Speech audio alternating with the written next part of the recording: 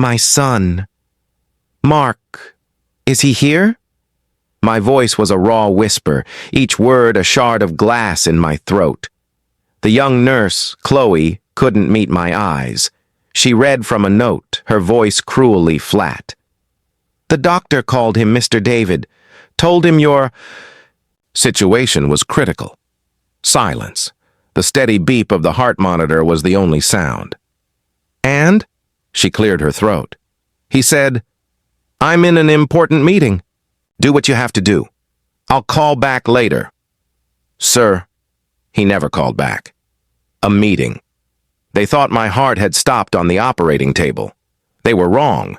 It stopped right in that moment. Mark thought he was building an empire. He forgot. I was the chief engineer who drew every blueprint. And I was about to demonstrate a fundamental principle of engineering. A structure with no foundation is designed to collapse. Before we continue, please subscribe to the channel and let us know where you are listening in the comments. The first few days in the ICU were a blur of white ceilings, hushed voices, and the incessant, rhythmic beeping. That became the soundtrack to my resurrection. In those long, sterile hours, suspended between a life I had nearly lost and a future I now had to completely redesign, my mind drifted backward. It's a defense mechanism, I suppose. When the present is too painful to bear, you retreat into the foundations of the past.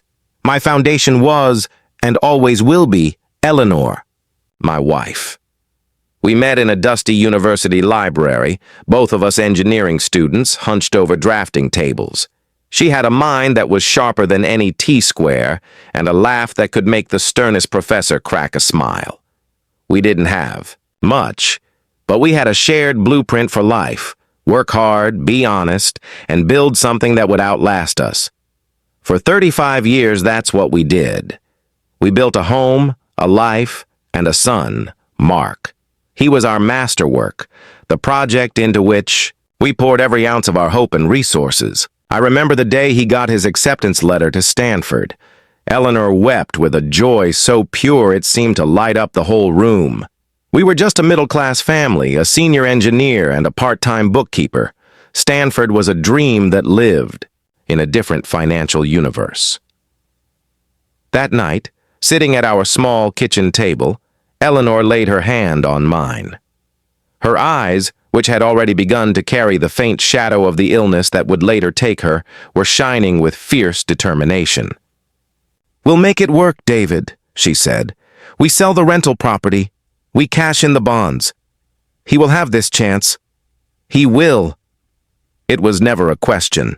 We liquidated assets we had spent decades building. I took on extra contract work, spending my weekends poring over schematics for shopping malls and parking garages. We ate simply. We didn't take vacations. Every spare dollar, every ounce of our energy was an investment in Mark's future.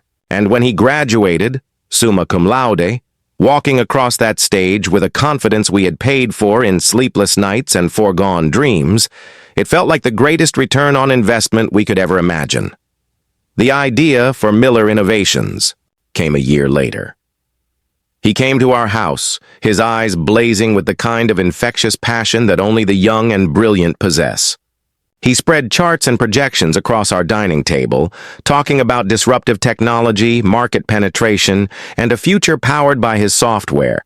The idea was good, it was more than good, it was visionary, but it required capital. A lot of it. $500,000 to be exact. I was 60 then, nearing retirement. Eleanor's illness had taken its toll, not just on her body, but on our savings. The medical bills were a relentless tide. What we had left was the house, the home we had built, the place where every scuff on the floorboard told a story, and my pension, the reward for 40 years of loyal service to my company. That night, after Mark had left, Eleanor and I sat in silence for a long time. She was frail, her breath shallow, but her mind was as sharp as ever. "He has your vision, David," she whispered, her hand finding mine in the dark. "And he has my fire. It's a powerful combination. But fire needs a hearth to contain it, a foundation to build upon. She looked at me, her gaze steady and clear. We're not building for ourselves anymore. We're building for him. This is the last most important project. 2 weeks later, I signed the papers. I sold our home, the one filled with the echoes of our life together. We moved into a smaller, rented condo.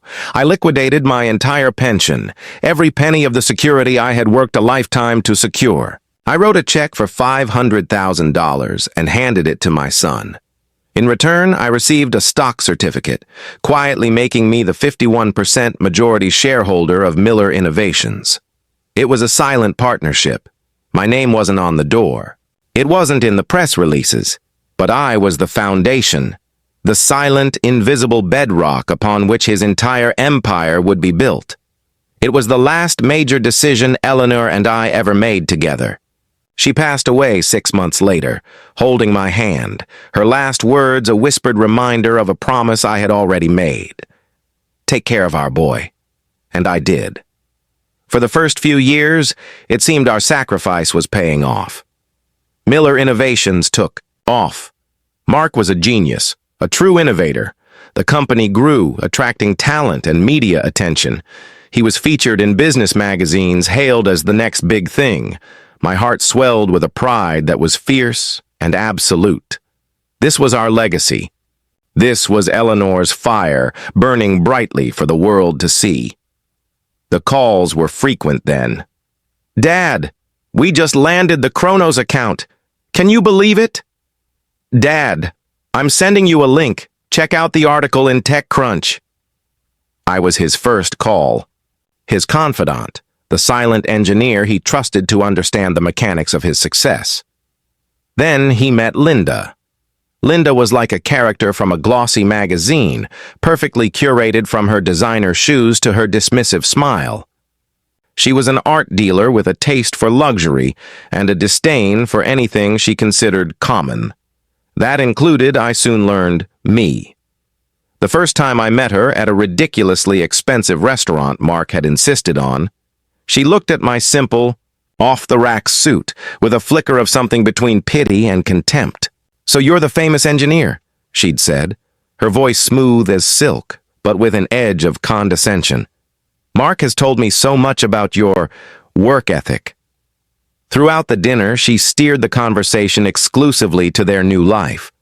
The charity galas, the upcoming trip to Monaco, the bidding war for a penthouse apartment with a view of the entire city. Mark, once so eager to talk to me about algorithms and server capacity, now just nodded along, basking in her reflected glamour. When I tried to ask about a technical challenge he'd mentioned on our last call, Linda had cut me off with a tinkling laugh.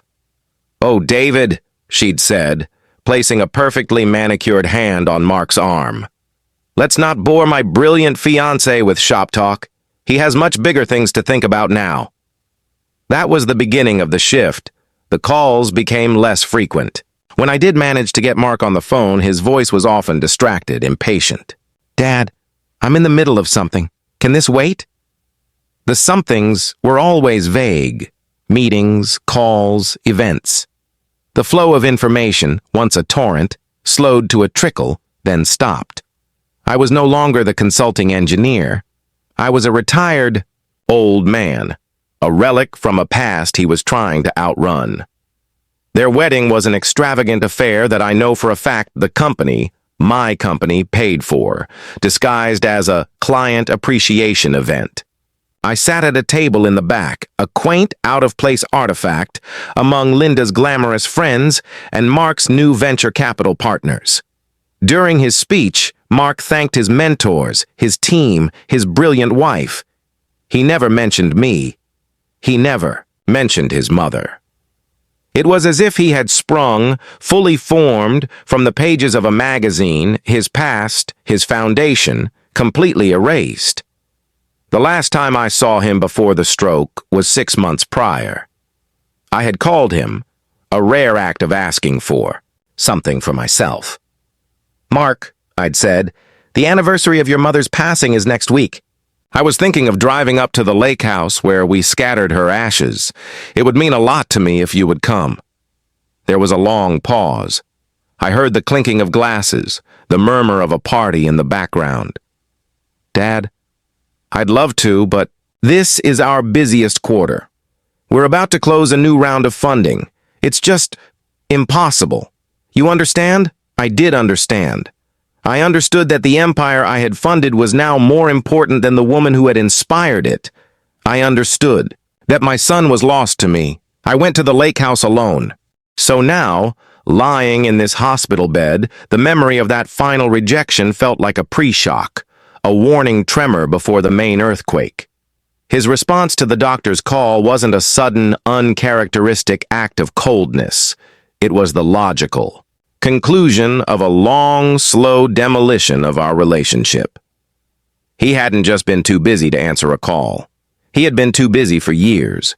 Too busy becoming a man his mother would not have recognized. Too busy living in the penthouse of an empire while forgetting the man who had laid its very cornerstone. And as the anger began to subside, it was replaced by a cold, hard clarity.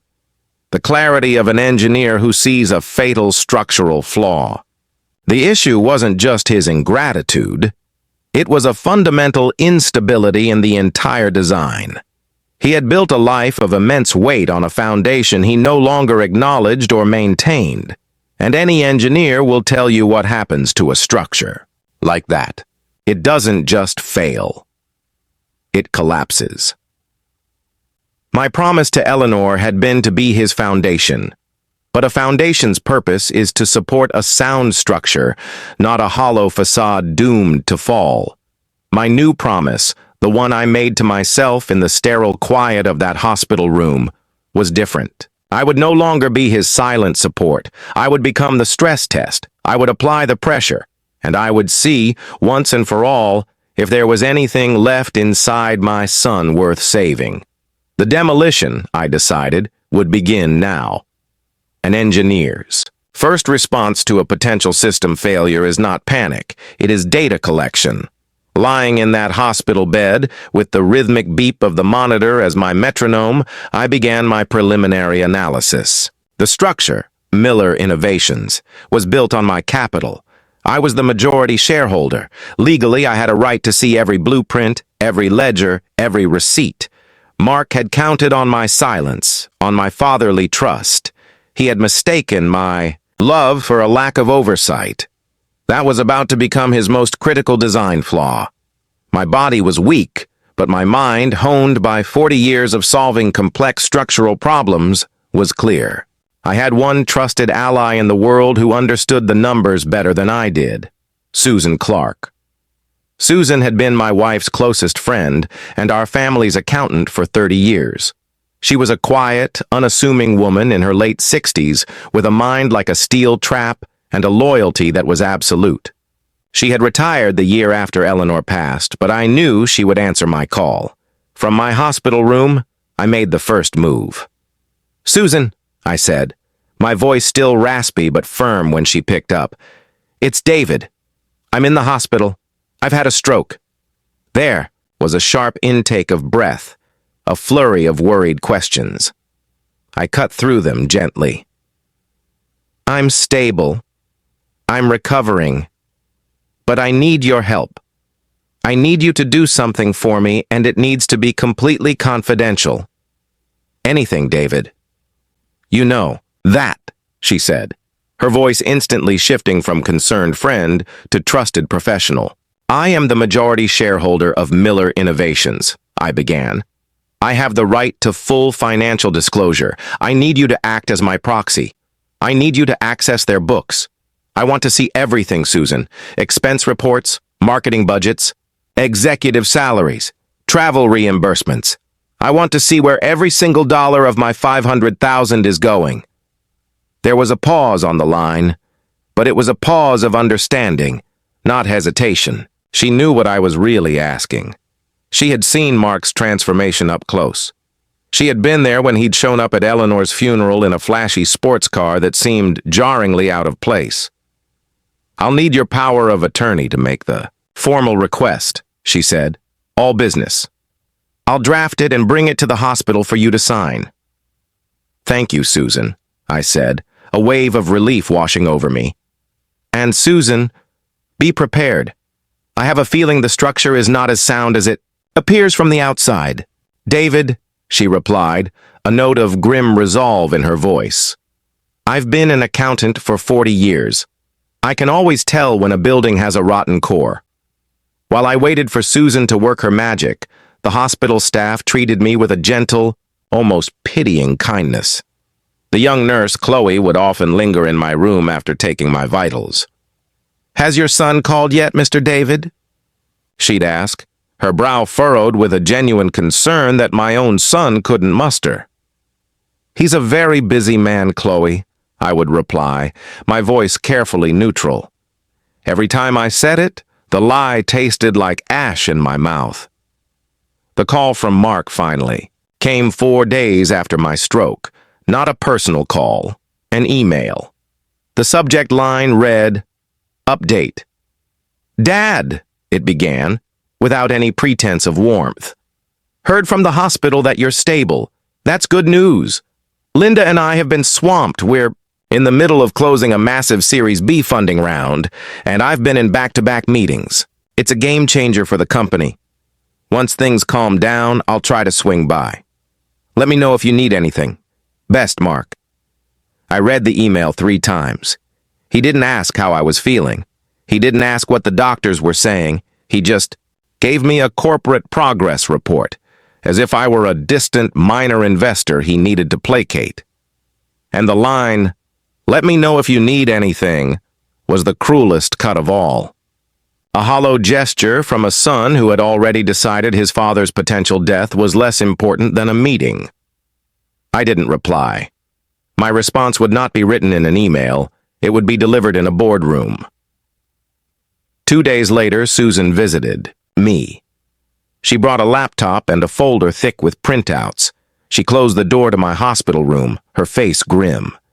"You were right, David," she said quietly. "It's not just unsound. It's a house of cards." For the next hour, she walked me through the numbers. It was worse than I could have imagined. Miller Innovations was not profitable. In fact, it was burning through cash at an astonishing rate. The massive Series B funding round Mark had mentioned was a fiction. They had been rejected by every venture capital firm they'd pitched. The company was surviving solely on the remainder of my initial investment, a lifeline that was rapidly running out. But the real story was in the expenses. Susan had flagged dozens of them. A $20,000 charge for a marketing retreat in Aspen, which coincided with a ski trip Linda had posted about on social media. Monthly lease payments of $4,000 for 2 luxury cars, both listed as company vehicles. And the most galling of all, a recurring monthly payment of $15,000 to a shell corporation. "What's this?" I asked, pointing to the line item. Susan pushed a document across the bed to me. I did some digging. That shell corporation is the legal owner of the penthouse apartment Mark and Linda live in. He's not just living beyond his means, David. He's using your investment to pay the rent on his palace in the sky. I stared at the paper, a cold, calculated fury building inside me. My home, the one I had sold, the one where Eleanor had taken her last breath, had been transmuted into his monthly rent. The sacrifice we had made, the very bedrock of his success, was being used to fund a lifestyle of grotesque, unearned luxury. He's been lying to his board, to his employees, and to me, I said, my voice a low growl. He's been lying to everyone, Susan confirmed. The entire company is a facade, built to project an image of success to attract new investors before your money runs out completely. He's not building a business. He's running a long con. I leaned back against the hospital pillows, the beeping of the monitor suddenly sounding like a countdown clock. I now had the data. I had the proof. But raw data is useless without a plan of action. An engineer doesn't just identify a structural failure, he calculates the precise point of demolition. That evening, I made my second move. It was time to conduct a stress test. I called Mark. This time, he answered, his voice slick and polished, the voice of a CEO on the move. "Dad, good to hear your voice. Things are crazy here. You feeling better?" The question was an afterthought, a box he needed to check. I played my part, letting my voice sound frail, weary. "Mark," I started, "the doctors are talking about my long-term care. They say I won't be able to live on my own anymore. The kind of facility they're recommending, the costs are astronomical." I let the sentence trail off, a baited hook, cast into the waters of his selfishness. The silence on his end was immediate and heavy. I could picture him, his mind racing, not with concern for my health, but with calculations. A new massive expense, a drain on his resources, a problem. "Dad," he said, his voice losing its polished sheen, replaced by a familiar note of impatience. "You know the company is at a critical stage. Every bit of capital is being reinvested for growth. It's just really not a good time. I'll see what I can do, but don't expect much." Reinvested for growth. The phrase was a euphemism for his and Linda's lifestyle. He was telling me that his ski trips and his penthouse were more important than the father who was facing a future of medical dependency. "I see," I said, my voice a quiet whisper. But it was a whisper that held the force of a coming hurricane. "Thank you, son. That's all I needed to know." I hung up the phone. The test was complete. The results were conclusive. The structure was rotten to its core. There was nothing left to salvage. There was only demolition. My promise to Eleanor had been to be his foundation. But I realize now, a foundation isn't meant to enable a lie. Sometimes its true purpose is to be the solid ground that remains, when a fraudulent structure is finally, mercifully, brought down. And the demolition charges were now armed and ready. All that was left was to push the button. They discharged me from the hospital a week later. The stroke had left its mark, a slight limp in my right leg, a persistent tremor in my left hand, but it had also forged a new kind of strength within me. It was the strength of absolute clarity. I was no longer a father grieving a lost son. I was a majority shareholder preparing for a hostile takeover. My first stop was not my quiet, empty condo. It was a glass and steel tower downtown, the law offices of Harrison Croft, a man Susan had recommended with a single, potent description. He's the kind of lawyer who doesn't just fight, he dismantles. Croft was a man in his 50s, impeccably dressed, with the calm, predatory stillness of a chess grandmaster. I didn't give him the emotional story. I was done with emotion. I presented him with the data, the initial investment agreement, my 51% share certificate, and the thick folder of financial forensics Susan had compiled. I laid it out on his vast mahogany desk like a set of blueprints. He spent a full hour reviewing the documents in silence, his eyes scanning each page with an unnerving intensity. When he finally looked up, there was no sympathy in his gaze, only a glint of professional appreciation. "Mr. Miller," he began, "your son isn't just a poor businessman. He's committed corporate fraud, embezzlement, and breach of fiduciary duty. This isn't just a house of cards, it's a criminal enterprise funded by your life savings." "I know," I said. "What are my options?" "Your options are extensive," Croft replied, a thin, predatory smile touching his lips. "As the 51% shareholder, you are not just an investor. You are the controlling interest. You can call an emergency board meeting. You can demand a full, independent forensic audit. You can file a motion to remove him as CEO and appoint an interim replacement. In short, Mr. Miller, you hold the detonator." "Good," I said.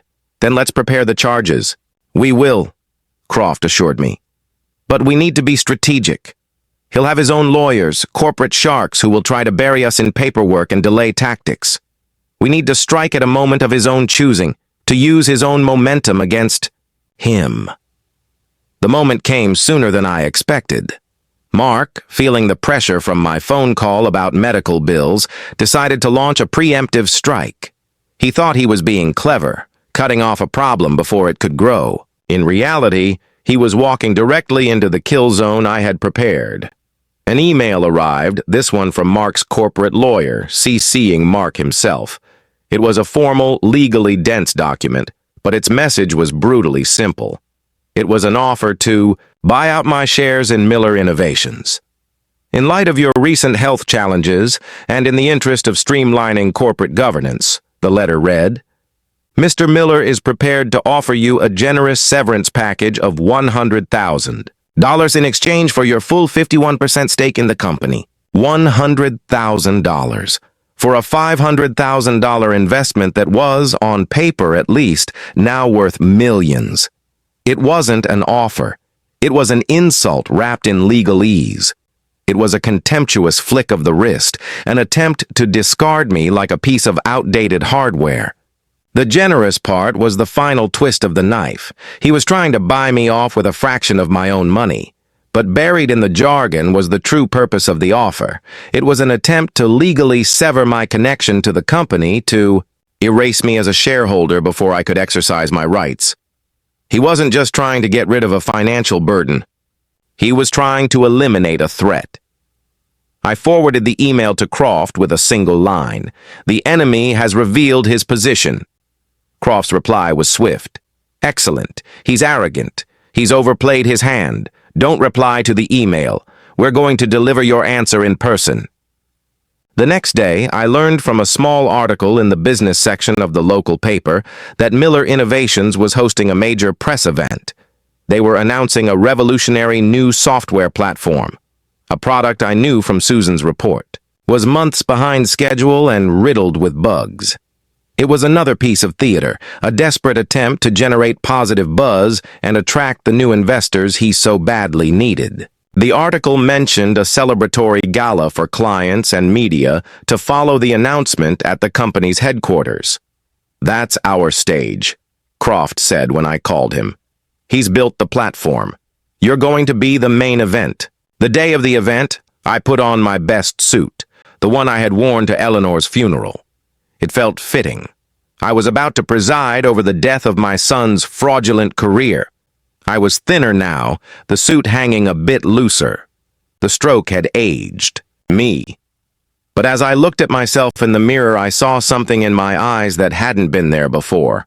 The cold, hard glint of an engineer who knows, with absolute certainty, that his calculations are correct.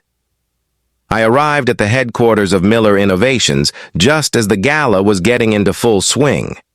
The lobby, which I had never seen before, was a monument to excess. Gleaming marble floors, abstract art that probably cost more than my first house, waiters in tuxedos serving champagne and canapes. It was a temple built with my... I walked through the crowd. An old man with a slight limp, invisible to the glamorous, self-important people who chattered and laughed. I saw Linda, draped in diamonds, holding court with a group of fawning journalists. And then I saw him, my son.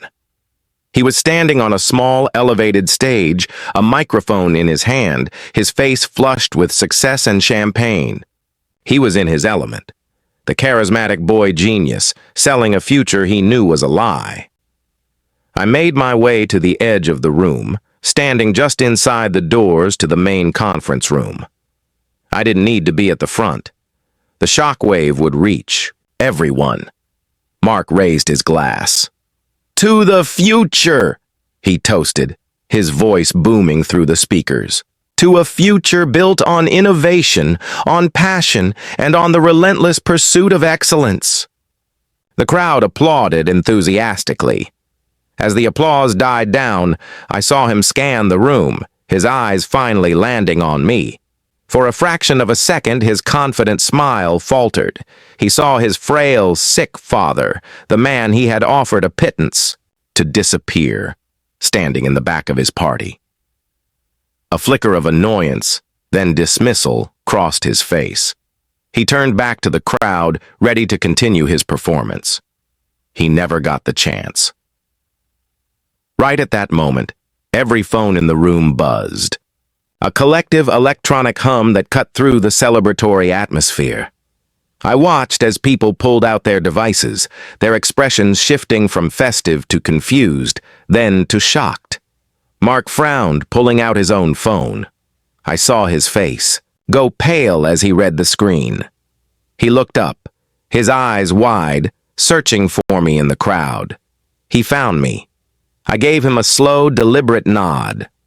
On every phone was the same email, sent simultaneously to the entire Miller Innovations Board of Directors, all senior staff, the company's legal counsel, and the list of media attendees I had procured from the event's press release. The sender was Harrison Croft.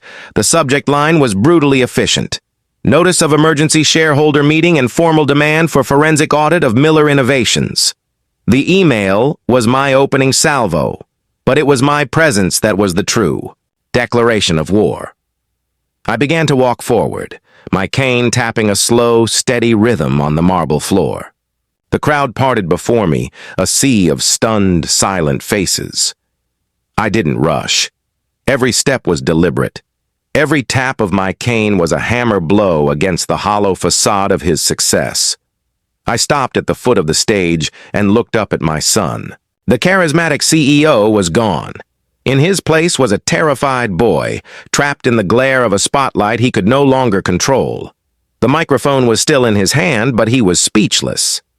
"Hello, Mark," I said, my voice quiet but carrying across the suddenly silent room. "I believe we have some engineering problems to discuss." The silence in that grand lobby was a physical thing. It was heavier than the marble under my feet, colder than the champagne that was rapidly warming in 100 forgotten glasses. All, the manufactured energy, the buzz of success and self-congratulation, had evaporated in an instant, replaced by the stark, uncomfortable stillness of a public reckoning. Mark stood on the stage, frozen, the color drained from his face. He looked like a statue of a man who had just been told his entire world was a fiction. I didn't say another word. I didn't need to. The email had done its work. I simply held his gaze for a long moment, letting the full weight of my presence sink in. I was no longer the frail father in the hospital bed, the inconvenient relic from his past. I was the controlling shareholder, the silent foundation that was finally making its presence known. I turned, and with the same slow, deliberate pace, I walked out of the gala, leaving behind a maelstrom of whispers, frantic phone calls, and the shattered fragments of my son's carefully constructed image. My message had been delivered. The party was over. The emergency board meeting was scheduled for 1 week later. It was a week of frantic activity for Mark and his team. Croft's sources reported that Mark's lawyers were working around the clock trying to find a loophole, a procedural error, anything that could invalidate my claim or delay the inevitable. Mark himself, I was told, was a whirlwind of rage and panic, alternatively threatening and pleading with the other board members, trying to shore up his crumbling support. He even tried to reach me. The phone calls started the next day. First, they were angry, demanding, "What the hell do you think you're doing? You're going to destroy this company." Then they became pleading. "Dad, please, we can talk about this. Don't do this in front of everyone. Think of my reputation. Think of the family name. Family name." He dared to speak of the family name. The name he had dragged through the mud of his own deceit. I didn't answer a single call. My response would be given in the boardroom, the only venue that now mattered. On the day of the meeting, I arrived not with a phalanx of lawyers, but with Susan Clark at my side. She was calm, professional, and carried a single, deceptively thin briefcase. Croft was already there, a silent, imposing presence. We were the prosecution.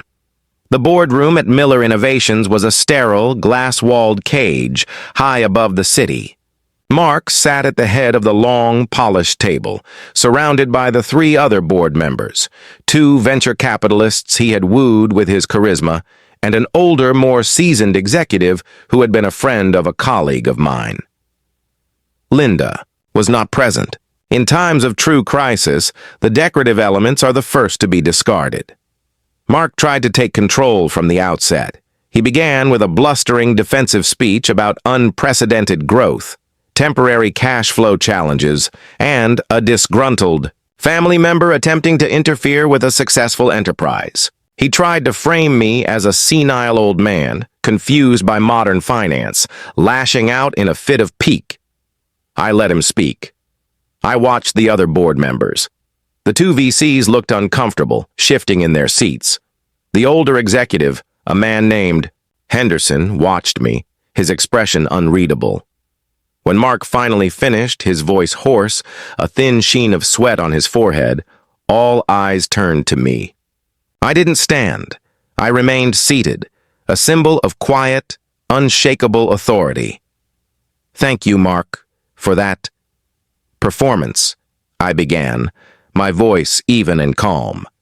"You speak of growth and innovation. I am an engineer. I prefer to speak of data and integrity. And the data, gentlemen, is unequivocal." That was Susan's cue. She didn't make a speech. She simply connected her laptop to the large screen at the end of the room. The first slide was a simple line graph. One line in blue showed the company's revenue over the past 3 years. It showed a modest, respectable upward trend. The second line, in a stark, brutal red, showed the company's expenditures. It was an almost vertical ascent, a line that spoke of reckless, uncontrolled hemorrhaging of cash. "As you can see," I said, narrating the silent, damning evidence, "Miller Innovations is not a high-growth company. It is a high-spend company. It has been systematically spending more than it earns, funding the difference not with profit, but with a finite pool of initial seed capital." I looked directly at Mark. My seed capital.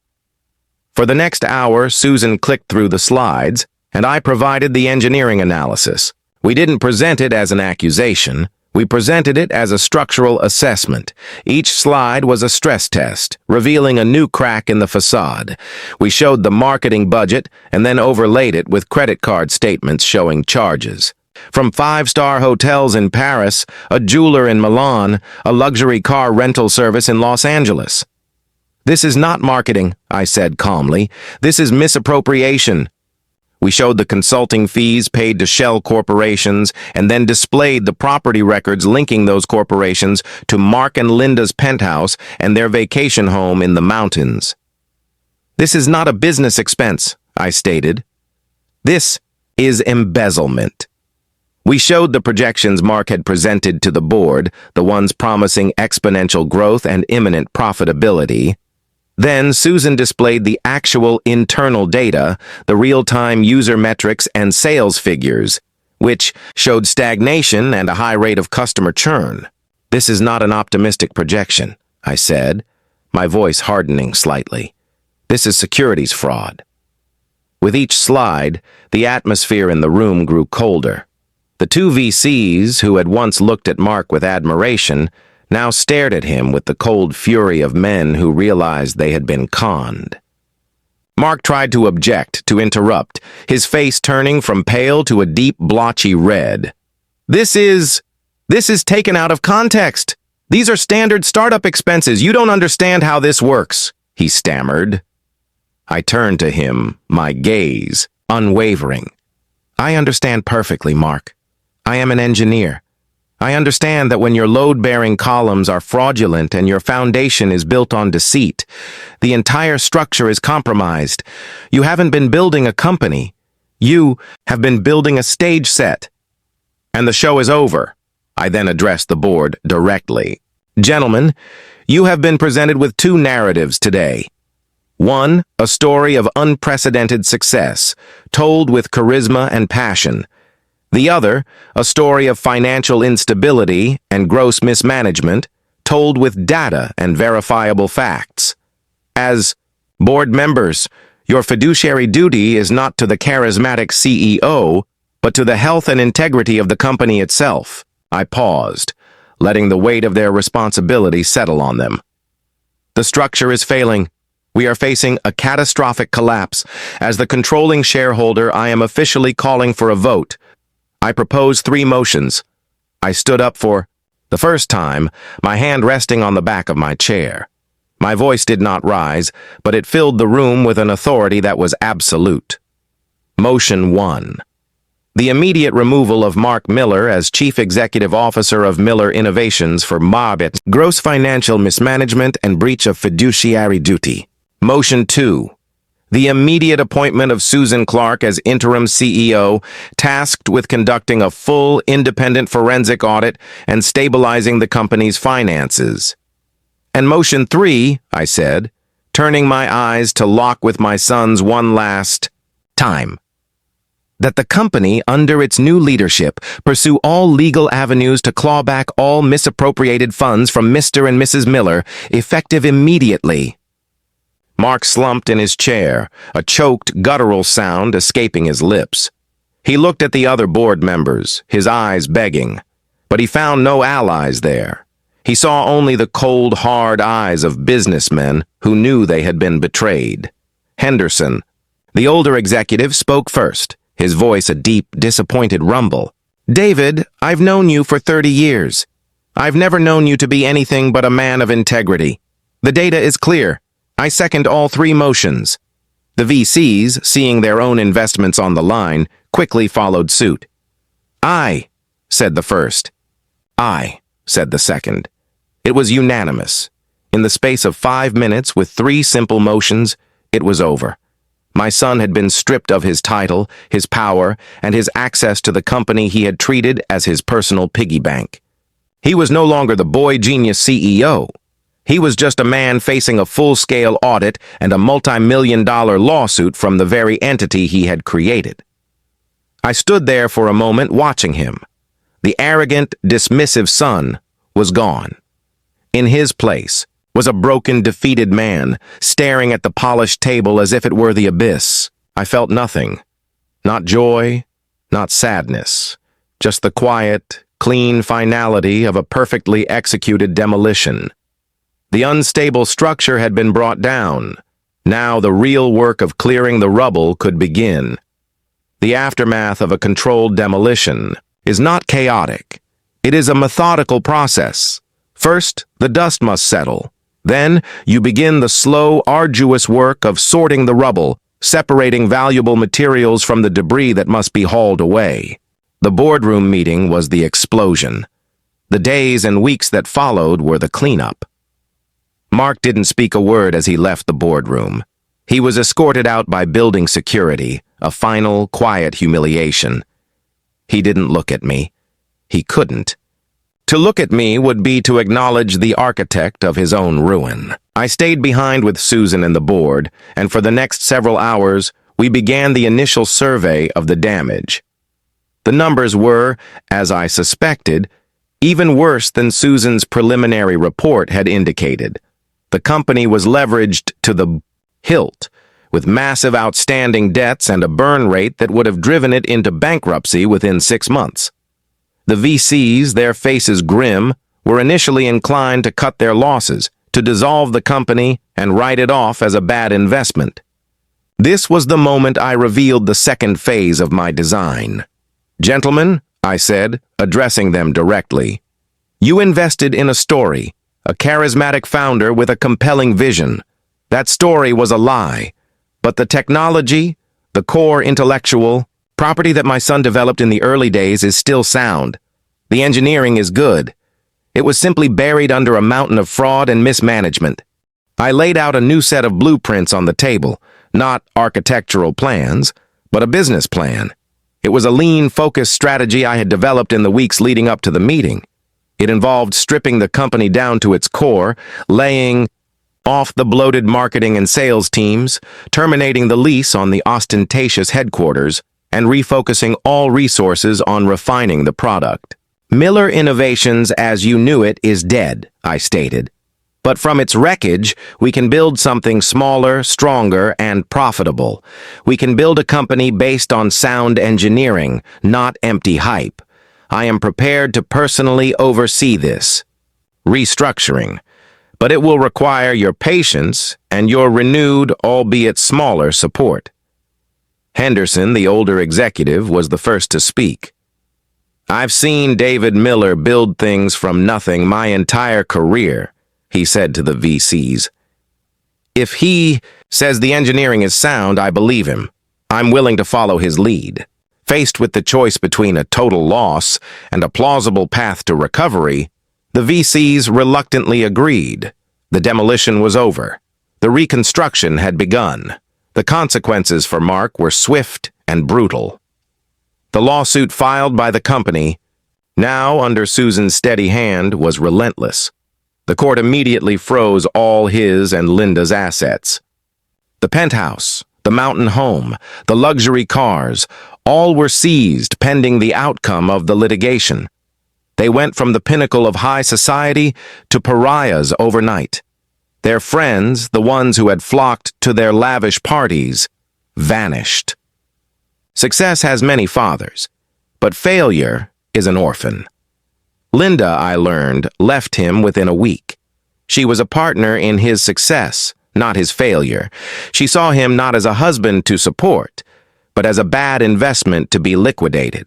She moved out, hired her own high-powered divorce attorney, and began the process of extricating herself from the mess, claiming she had been an unknowing victim of his financial deceit. It was a predictable, if pathetic, end to their partnership. Did not revel in his downfall. I observed it with the detached analysis of an engineer watching a failed structure behave exactly as the calculations predicted. His life, built on a foundation of lies, was simply undergoing a catastrophic, inevitable collapse. My days were now consumed with the work of rebuilding. I moved the company out of the glass tower and into a modest, functional office space in a tech park on the edge of town. I worked alongside the remaining engineers, the ones who had been quietly doing the real work while Mark was playing the role of CEO. They were a good team, demoralized but brilliant. They responded to my leadership, to the quiet, no-nonsense approach of a man who understood their language. We worked long hours, fueled by cheap coffee and a shared sense of purpose. We were no longer chasing buzz, we were chasing stability. We were building a real company. About a month into the restructuring, I received a call from a blocked number. It was Mark. His voice was almost unrecognizable, stripped of its arrogance, its confidence. It was the thin, reedy voice of a man who had lost everything. "Dad?" he began, the words sounding foreign, like a language he hadn't spoken in years. "Mark," I replied, my tone neutral. I just wanted to—" "I'm sorry," he stammered. The apology was weak, pathetic, the last-ditch effort of a man with no other moves to make. "Sorry for what, specifically?" I asked, my voice calm, clinical. I would not make this easy for him. "Are you sorry for lying to the board? Are you sorry for embezzling company funds? Or are you sorry that you ignored the call from the hospital when your father was on the brink of death?" There was a long, choked silence on the other end. "All of it," he finally whispered. "I'm sorry for all of it. I lost my way. Linda, the money. I need help, Dad. I'm broke. I have nowhere to go. Can I come home?" Home. The word was a weapon, designed to trigger a father's deepest instincts. For a flicker of a second, I saw the face of the young boy who used to run to me when he fell and scraped his knee. The instinct to soothe, to protect, was still there. A ghost, limb-twitching with a memory of a life that no longer existed. But I was no longer that father. The stroke, his betrayal. It had cauterized that part of me. "No, Mark," I said, my voice quiet but absolute. "You cannot come home. The home you remember, the one your mother and I built, was sold to fund your ambition. The condo I live in is a rental, and the empire you built is a crime scene that I am currently trying to clean up." "But I have nothing," he pleaded. "What am I supposed to do?" "You are a graduate of Stanford University with a degree in computer engineering," I replied, my voice as cold and hard as steel. "Your mother and I gave you the finest education, the greatest possible head start. The tools are all there. It's time you finally learned how to build something for yourself. From the ground up. Without my money, without my name. I continued, delivering the final crucial lesson. The greatest help I ever gave you wasn't the $500,000 mark. It was the lesson you are learning right now. A lesson in consequences. I gave you everything you needed to build a skyscraper. You chose to build a hollow facade. Now you must learn to build a foundation. Goodbye. I hung up the phone. I did not feel anger. I did not feel pity. I felt the quiet, profound finality of a project completed. I had not taken away his future. I had simply taken back my foundation. I had given him the one thing he now needed more than money.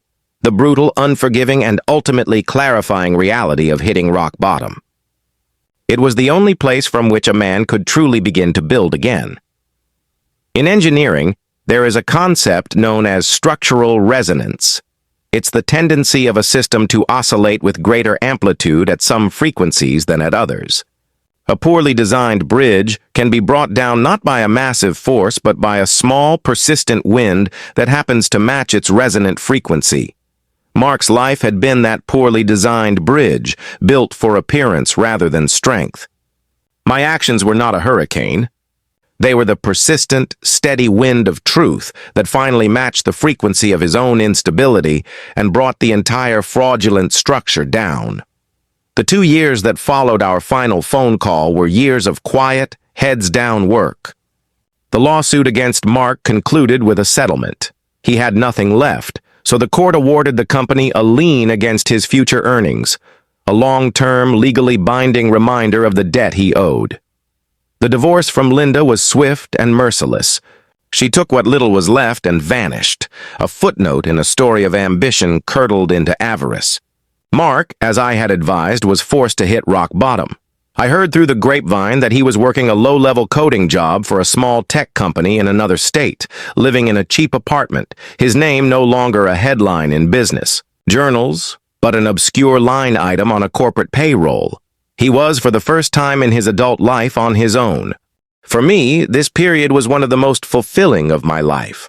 Under my and Susan's guidance, the restructured company, which we renamed Foundation Logic, began to thrive.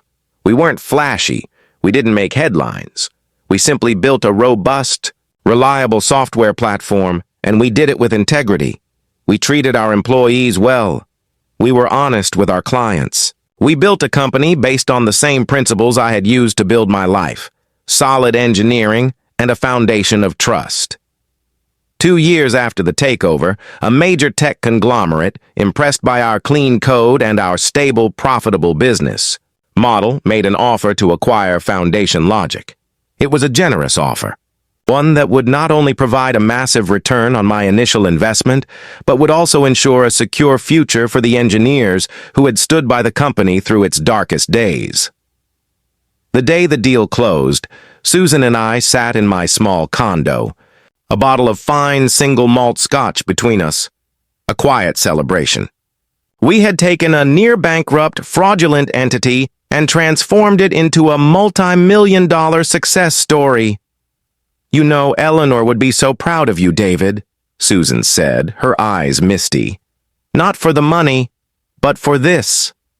She gestured around the modest room. "You could have taken that money and burned his life to the ground out of pure spite. Instead, you built something better. You didn't just win. You repurposed the wreckage." Her words resonated deeply. Repurposed the wreckage. That was it exactly. An engineer doesn't just demolish a failed structure and walk away. He salvages the materials that are still sound and uses them to build again, stronger and wiser than before. With my fortune restored and multiplied, I didn't buy a penthouse or a luxury car. The first thing I did was repurchase my old home. The family who had bought it from me were moving, and they were happy to sell it back. Walking back through that front door for the first time was a strange emotional experience. The echoes were still there, Eleanor's laughter, a young Mark's footsteps running down the hall, but it was no longer a place of sacrifice. It was a place of reclamation. I had earned it back. I also established the Eleanor Miller Engineering Scholarship at Stanford, a full-ride scholarship awarded each year to a bright, underprivileged student who, like us, had the dream, but not the means. It was a way to honor her belief in the power of education and to ensure that our legacy was not defined by Mark's failure, but by the success we could help create for others. The true climax of this journey, the ultimate display of power, was not the boardroom takedown or the financial victory. It was a quiet moment a year later. I was working in my garage, which I had converted into a small personal workshop, designing a custom bookshelf for the scholarship's first recipient. There was a knock on the door. It was Mark. I hadn't seen him in 3 years. He was different. The designer suit and the arrogant posture were gone. He wore simple jeans and a worn jacket. He was thinner, and there were lines of hardship around his eyes that hadn't been there before. He looked like a man who had been humbled by life. He didn't speak for a long moment, just stood there in the doorway, his hands shoved into his pockets. I heard about the scholarship, he said finally, his voice quiet, hesitant. At Stanford, in Mom's name. Yes, I said, my tone neutral, waiting. He looked down at the sawdust-covered floor. That was a good thing to do, a right thing to do. He looked up, and for the first time I saw something in his eyes that wasn't a calculation or a performance. It was a flicker of genuine, painful sincerity. I've been working, he said. Just a job. I pay my bills. I live in a small apartment. It's quiet. I know, I said. He seemed surprised. How? I'm still an engineer, Mark, I replied. I believe in checking on the long-term stability of all my projects. I had kept a distant, discreet watch on him, not to interfere, but to ensure that he was, in fact, standing on his own 2 feet. Swallowed hard, a wave of understanding and perhaps shame washing over his face. He finally understood that he had never been truly out of my sight. I didn't come here to ask for anything, he said, his voice gaining a bit of strength. I came to tell you, you were right, about everything. I had all the tools, the best tools in the world, and I didn't know how to build a single honest thing. I'm learning now. It's slow, but I'm learning. He reached into his pocket and pulled out a small, crumpled check. It was for $500. It's not much, he said, holding it out to me. It's the first payment. For the lien. I'm going to pay it all back, even if it takes the rest of my life. I looked at the check, then at my son. I saw not a failed CEO, but a man taking the first difficult step in rebuilding his own foundation. He was finally learning the lesson I had tried to teach him. That true wealth isn't about the size of the structure, but the integrity of its core. I didn't take the check. Keep it, I said, my voice softer than it had been in years. Use it to buy yourself a new tool, a good one, and start building. He stared at me, his eyes welling up. He nodded once, a gesture of profound, unspoken acknowledgement. He didn't say thank you. He didn't need to. He simply turned and walked away, not as a defeated son, but as a humbled man who was finally, after all these years, ready to begin the work. I stood in my workshop, the scent of sawdust in the air, and watched him go. The demolition was over. The cleanup was complete. And now, a new, much smaller but infinitely more honest construction project was just beginning. And that was a victory far greater than any boardroom triumph. It was the quiet, powerful, and deeply satisfying click of an entire system at long last, coming into true and perfect alignment. The knock on my workshop door was not the end of the story. It was the beginning of the epilogue. The dramatic, high-stakes conflict was over, but the resolution of a life is not written in a single scene. It's written in the quiet, accumulated days that follow. It's found in the slow, patient work of living with the consequences, both for the demolisher and the builder. I never cashed Mark's checks. He sent one every month like clockwork. The amounts were small at first, then gradually larger as he found his footing in a world that no longer handed him success on a silver platter. I didn't need the money, but I understood the act. Each check was a brick. He was rebuilding his own integrity, one small, painful payment at a time. I kept them in a simple wooden box I made, not as a record of debt, but as a testament to the slow, arduous process of reconstruction. It was the most honest work he had ever done. My own life, once defined by the looming battle with my son, now opened up into a landscape of quiet, fulfilling purpose. I had my home back. My finances were more secure than ever, but the true wealth I had reclaimed was my time. The hours I had once spent worrying, analyzing, and planning a counteroffensive were now mine to invest as I saw fit. I invested them in the things that had a solid foundation. I traveled. I took a cruise to Alaska, something Eleanor and I had always dreamed of doing. I stood on the deck of a ship, the cold, clean air filling my lungs, and watched ancient glaciers calve into the sea. It was a powerful lesson in perspective. The grand, dramatic collapses of nature made my own family drama seem small, a brief, human tremor in the vast, geological sweep of time. I invested in my community. The Eleanor Miller Scholarship became my passion. I didn't just write a check. I became a mentor to the students.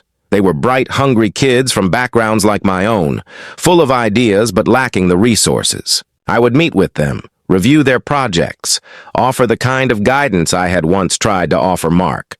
I saw in their eyes the same fire my son once had, but it was tempered with a humility born of struggle. They didn't take their opportunity for granted. They understood its value because they had worked for it. Helping them build their futures felt like a corrective measure, a way to rebalance the scales that had been so violently tipped by my son's sense of entitlement. And I invested in myself. The stroke had been a warning, a brutal reminder of my own mortality. I started taking care of my health with the same diligence I applied to an engineering project. I walked every morning.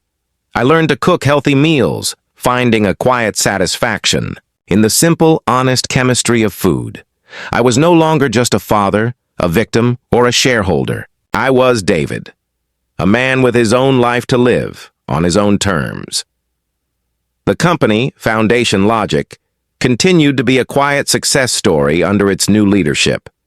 I remained on the board as a silent partner, a guiding hand, but I entrusted the day-to-day operations to a new generation of engineers who shared my values. It was a legacy I was proud of, a testament to the idea that a business could be both profitable and principled. It stood as a quiet rebuke to the growth at all costs mentality that had consumed my son. Years passed. The checks from Mark stopped coming one day. A few weeks later, a letter arrived. It was not a plea or an apology. It was a simple, factual statement. He had paid back the full $500,000 with interest calculated at a fair market rate.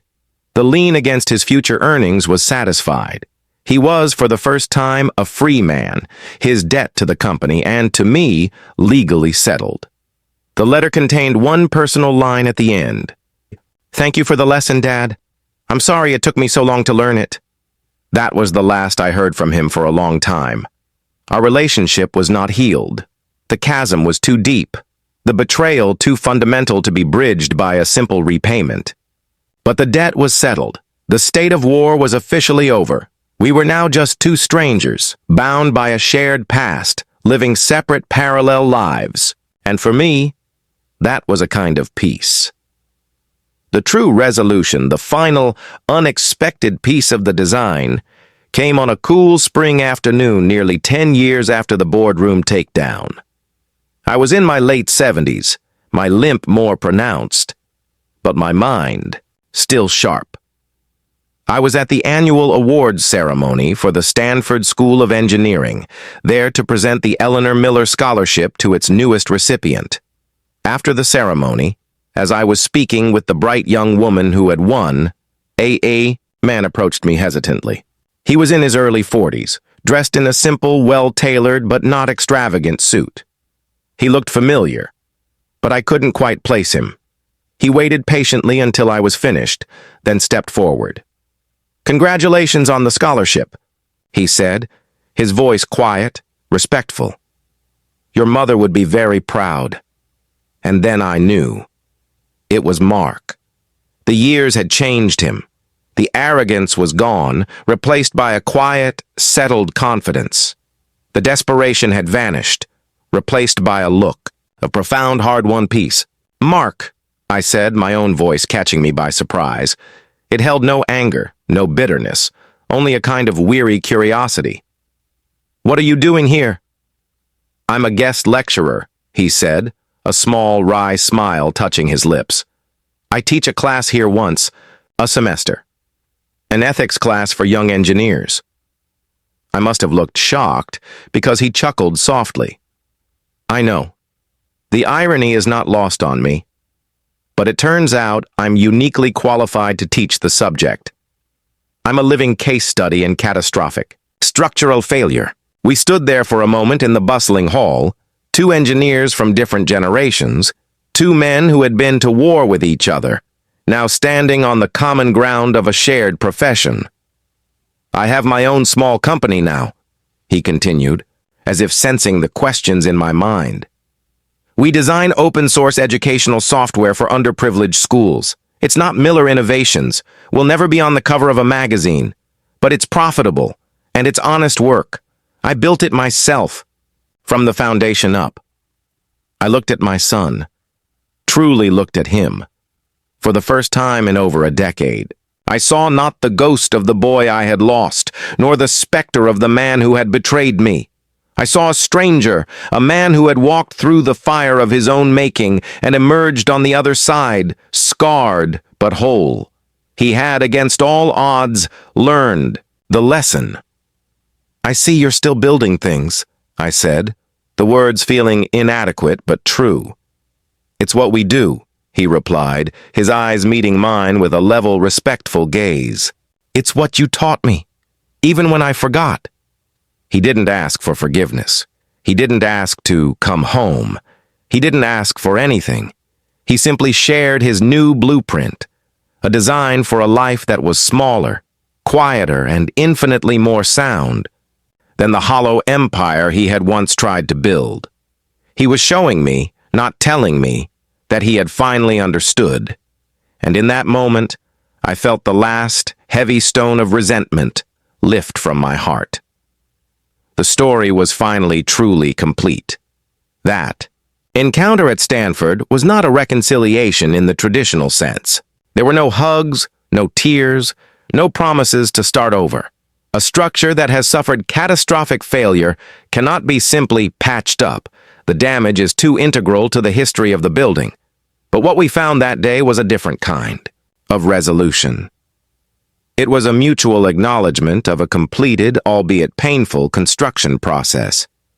He had built a new life. I had built a new legacy. The two structures no longer needed to be at war.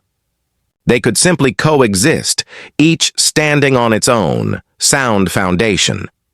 We spoke for a few more minutes about engineering principles, about the promising work of the new generation of students. It was a conversation between two colleagues, two professionals. The charged, painful dynamic of father and son had been replaced by a quiet, mutual respect. Before he left, he paused. "The check," he said. "The first one I sent you. The $500 one. Did you ever cash it?"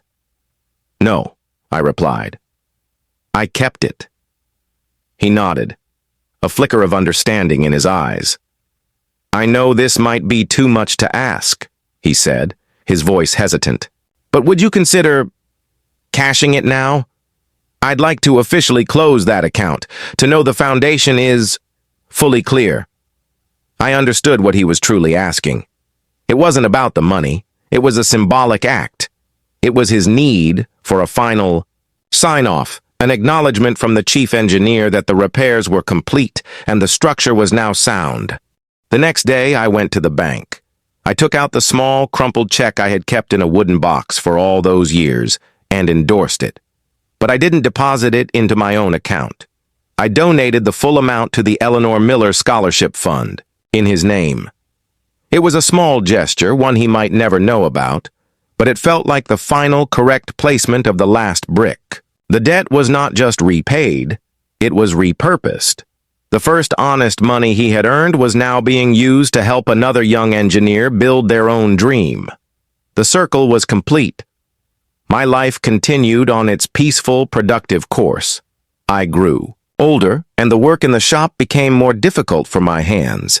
But my mind remained clear. I found my greatest joy in mentoring, in passing on the lessons I had learned, not just about engineering, but about life. The most important lesson was this. A person's character is like a building. It is not defined by its height or its ornamentation, but by the integrity of its foundation and its ability to withstand the inevitable storms. I never saw Mark in person again. But every year, on the anniversary of Eleanor's passing, a simple bouquet of her favorite flowers, white lilies, would be delivered to my doorstep. There was never a card, never a name, but I knew who they were from. It was not a plea for forgiveness.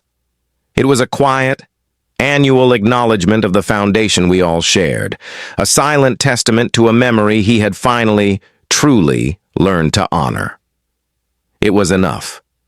The true resolution of my story, I've come to understand, was not in the dramatic fall of my son's empire, but in the quiet, steadfast rise of his integrity.